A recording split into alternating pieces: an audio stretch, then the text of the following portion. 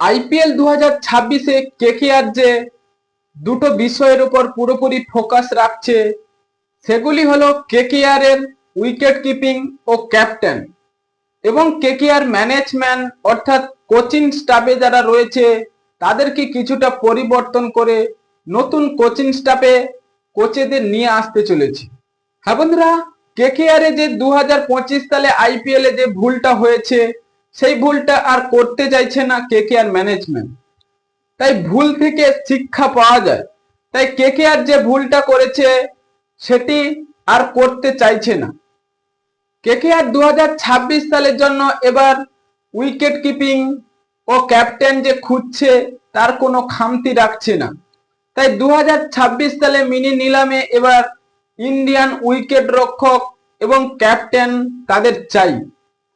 যদি সেই Venkatesh আইয়ারকে KKR written না করে এবং তাকে পুরোপুরিভাবে ছেটে দেয় তাহলে সেখান থেকেই কেকেআর অনেক টাকাই পাওয়া যাবে।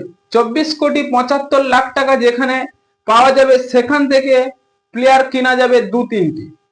তাই কেকেআর এই প্লেয়ারটাকে বাদ দিলে এবার 2026 মিনি নিলামে সেখান থেকে উইকেট কিপিং এবং ক্যাপ্টেন এই দুটোর অভাব পূরণ করতে পারবে। এবং কেকেআর ম্যানেজমেন্ট এই দুটি পরিবর্তন যদি করে তাহলে কোচিং স্টাফে যারা রয়েছে সেই কোচ তাদেরকেও পরিবর্তন করতে হবে।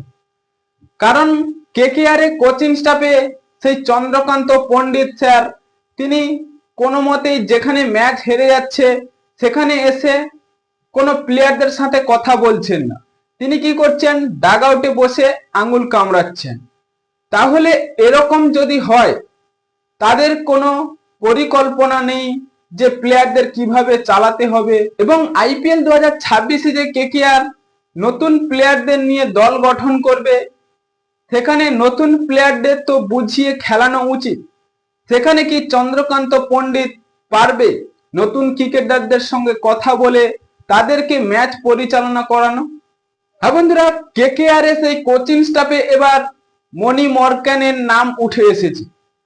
তাকে যদি নিয়ে আসে, কেকেআর এর দলে তিনি খেলেছেন এবং তার অভিজ্ঞতা রয়েছে কোচিং করানো। হ্যাঁ বন্ধুরা, কেকেআর এ এই দুটো পরিবর্তন করলে 2026 সালে অনেকটাই শক্তিশালী হবে।